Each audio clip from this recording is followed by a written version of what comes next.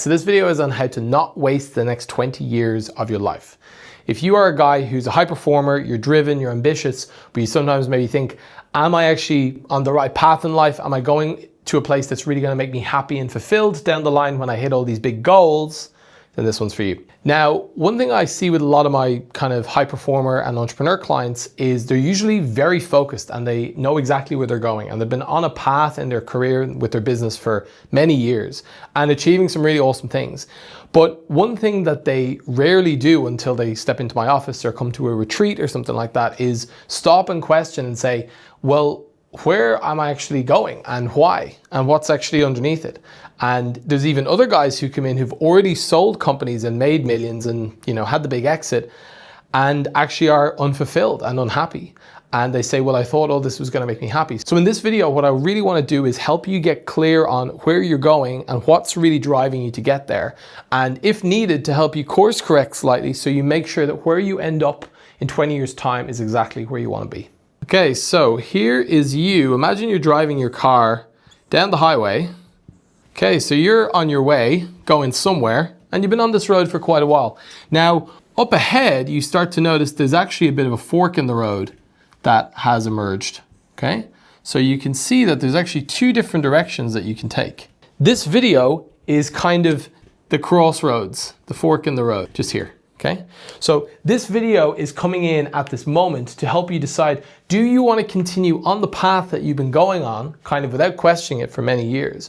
Or is there another path available to you that would actually be more beneficial? Now, maybe you've had the experience before where you're driving like a long period of time, going somewhere maybe far away, a couple of hours drive, and you've kind of been on cruise control on the highway and you haven't really checked the maps. Now, if you were coming up to a significant intersection where you need to take the right turn, and if you don't take the correct turn, then you might end up, you know, many hours or miles away from your destination, then you'd probably want to think about pulling over and just checking the maps and making sure that, you know, you're on the right direction. Otherwise, it's going to cost you a lot in the future. So the way we're going to do that is looking at what are the things that actually drive us, like where do our goals come from? Okay, so let's say we've got our goals here, okay, and within goals, you know, the things that we might be going for. Typically what I've found with all the different men I work with, there's typically two different types of goals that are really driving us. They're deep drivers, okay? So some are, we'll say, freedom-based goals. And then on this side, we've got, let's say, worth or love-based goals,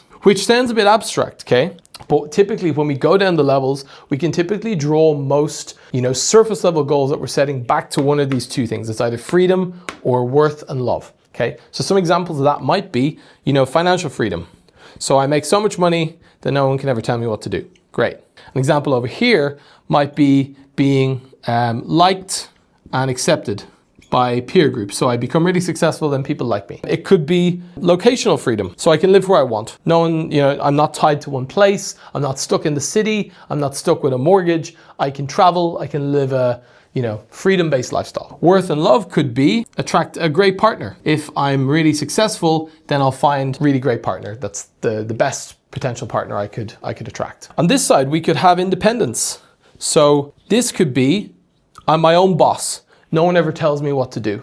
You know, I'm the boss of me. I decide what I do with my life. Over here, we might be respected and admired by peers or people in our industry. We want them to think, okay, wow, what a great entrepreneur, what a great guy, he's so successful. This one could also be like creative control. So, you know, whatever I do in my business, I'm the one who gets to decide. I'm the one who gets to express myself fully through what I do. And this one could even over here be like, be the best version of myself. So I want to make sure that like when I'm here on this planet, I want to actualize fully. I want to really live my potential and be the best version of me and share that with the world. That's really my deeper goal. Now, when I'm in retreats with the different entrepreneurs and guys that I work with, typically when I kind of put these on the board and I say, what's really the thing underneath driving you that's pushing you on this highway all this time, these last years, it's usually about a 50-50 split down the room. So usually about half the room says they're looking for these things. They want, you know, never to be told what to do. They want their own money. They want to travel. They want to live this great lifestyle. And they couldn't really care what other people think about it. But on this side, there's other people who really do care about what others think. And they want to win that social approval. They want to be liked and accepted, or even win the approval of, you know, a parent or a mentor, or prove to someone, give someone the middle finger and say, you know, look how well I did, kind of thing. These are some of the things that can drive people primarily on this side. And it's not that they don't want the other thing, it's just that's the primary driver that's pushing them on the highway. Now, there's something to be mindful here, okay? Because we often can think about our goals are positive things that we're moving towards. But there's an analogy that I like to use, and I've done a deeper video on this before.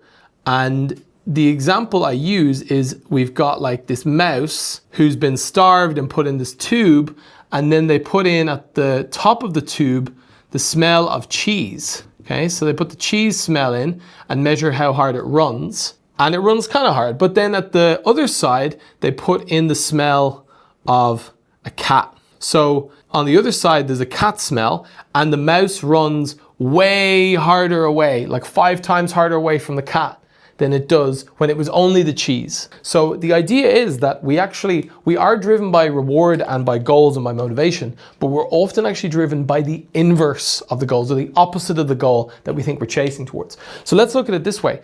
Financial freedom. What is the opposite of financial freedom? Well, it's, I don't want to be broke, you know, or poor. You know, so that's what I want to avoid doing that. If I've had an early experience of having financial hardship and struggle and feeling the pain of not having money, then I know what this feels like, and I want to get as far away from that as possible. Okay, I want to drive as hard as I can on that road to avoid ever feeling broke or poor again. Now, locational freedom might be coming from feeling trapped, being stuck in one place and unable to do anything about it. So that could be like an experience where you really, you didn't have a choice in what you did earlier in life or where you were, and your circumstances or situation had you like trapped or stuck, and you now want to make sure that that never happens again. So again, the cat has been trapped or stuck, but we refer to it as the cheese of locational freedom. Now, independence and creative control could be put down to being, basically controlled or bossed around or oppressed. You know, if you've grown up in an environment where you experienced someone dominating, controlling you, telling you what to do, forcing you to do things you didn't want to do, then I personally would never want to feel that again. So if you felt the pain of this, if you felt the cat of being controlled and oppressed, then you're going to want to go as far as you can and as fast as you can in the opposite direction, okay? Which of course is, I want to be independent. I don't want anyone to tell me what to do. Because our pain becomes our purpose. Our wound becomes the source of our drive and our ambition in this sense. Now on the other side, worth and love, we could say, I want to be liked and accepted. Well, what's the opposite of that? The inverse is going to be, you know, hated and rejected. So if you've ever felt the pain of being excluded, of being bullied, of being told you're not welcome, then, you know, you're not going to ever want to feel that again, because that feels friggin' awful, okay? So naturally, you would want to go and be liked and accepted by everybody. If you want to find a great partner and find love, okay, then what would the opposite of that be? Being not loved or unworthy of love. So how would it, imagine you've had an experience of having love withdrawn, or told that you believed you're not good enough to have love. Of course, then you're going to spend a lot of your life trying to drive on this highway to get as fast as you can towards all the love, you know, because you're running away from it from here, okay? Now, you want to be respected and admired.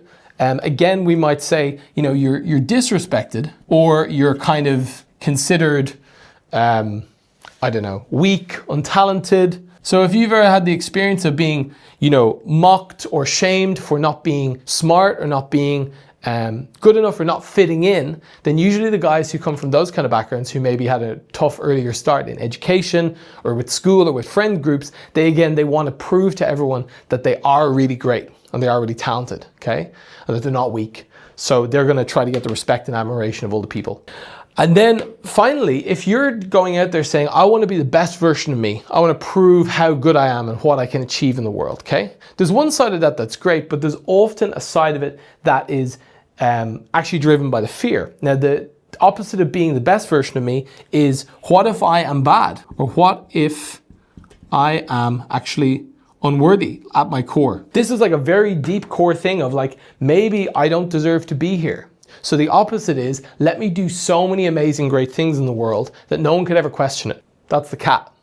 The cat is any of these things in the green, okay? So being broke or poor, feeling trapped or stuck, controlled, oppressed, or being hated, rejected, not loved or unworthy, disrespected, called weak or untalented, and what if I'm deeply unworthy?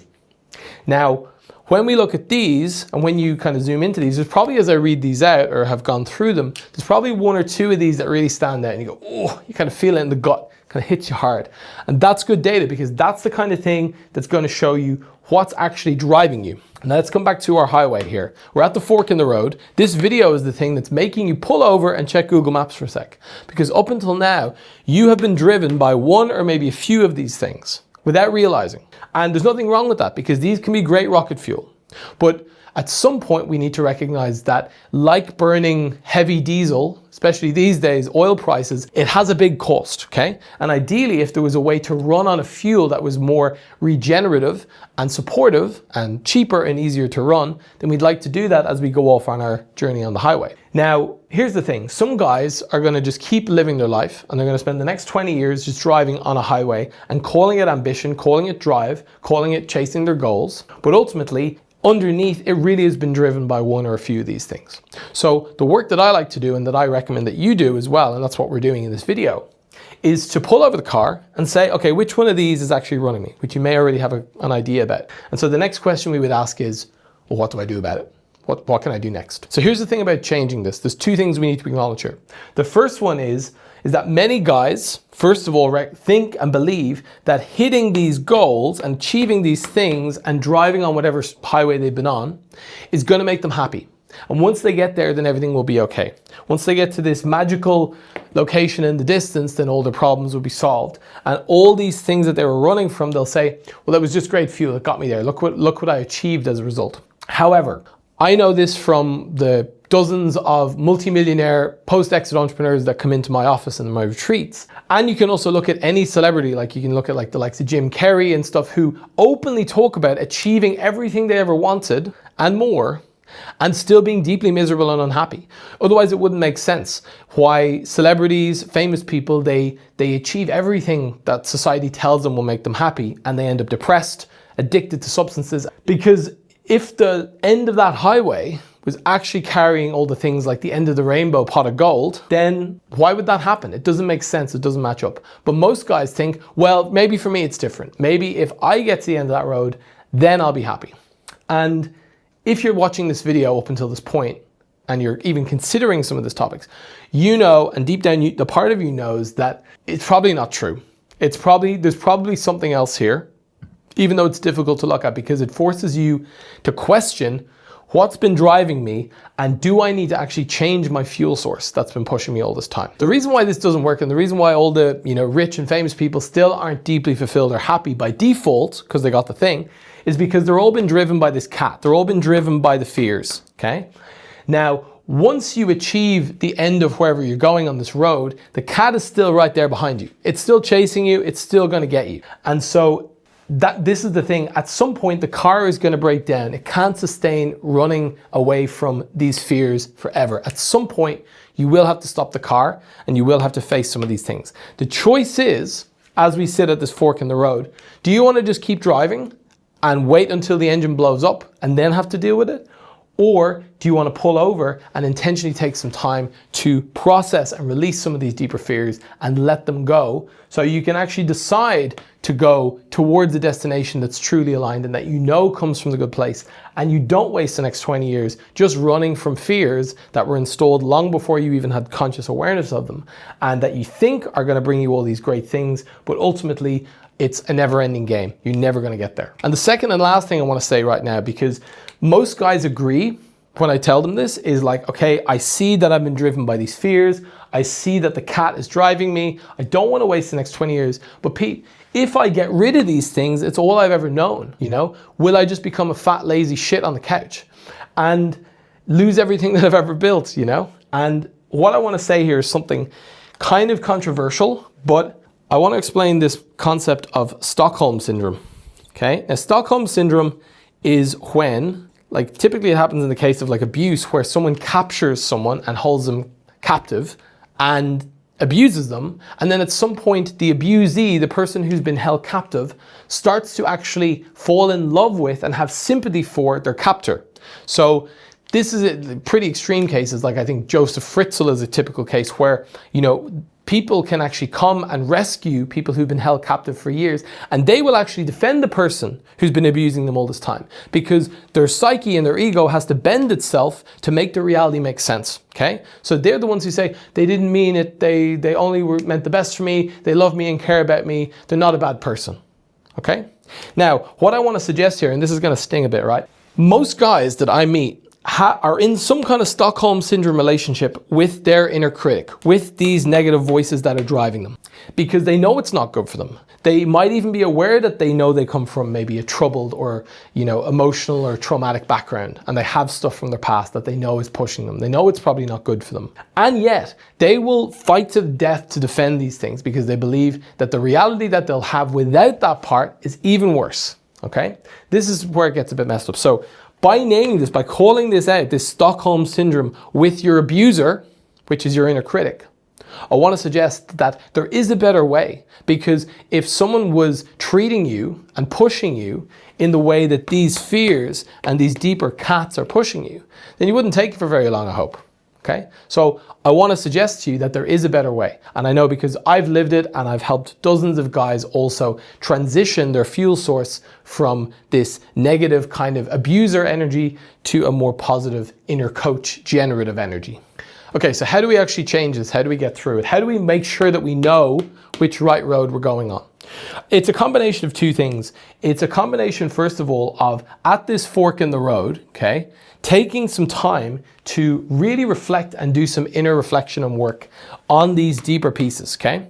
Because if we've been driven by these on some unconscious level, then we're not going to have awareness of it, and we're going to think that we're going somewhere that we should go that's positive, but is actually ultimately driven by these cats. So our goal is take the time, go and do some coaching or therapy or a retreat or some kind of deeper somatic and body work, something that's going to get you out of your mind, out of your patterns and your routines, and into a state where you can start to process and let go of some of these things that have been driving you. Because that's the thing, the cost of not stopping and pulling over and checking Google Maps for a little bit and making sure you're on the right path is driving the wrong direction for the next few years and realizing, shit, I should have turned right when I turned left back there. And so that's where it actually makes sense to stop and pause and really reflect and go a bit deeper. And hopefully this video has been an invitation to do that. And what I want to close with here and what I want to say is, these goals that you're chasing, they don't completely change. It's great to have lots of money and to live where you want and have no one tell you what to do and be liked and accepted, have a great partner and be respected and admired and be the best version of yourself. They're all amazing things, and I want those things for you, and I believe you'll get there. But the most important thing is to know that you're going towards them with the right energy and the right intention. You've been driven by this inner kind of Tesla battery that's self-generating instead of one that's like burning the midnight oil, the diesel fuel, and it's going to burn you out over time. So take the time, pull over, do this inner work, reflect, and I promise you that the goals that you set and the path that you take moving forward in the future is going to be way more aligned, and you're going to end up in 10, 20 years in a place that really feels meaningful and fulfilling to you, and not one that you end up looking back and regretting wasting all that time. If you enjoyed this video, happy to have you on the channel. Go subscribe below, click below, and I put out different fun whiteboard videos like this one every week. So get involved. I'll see you in the next video.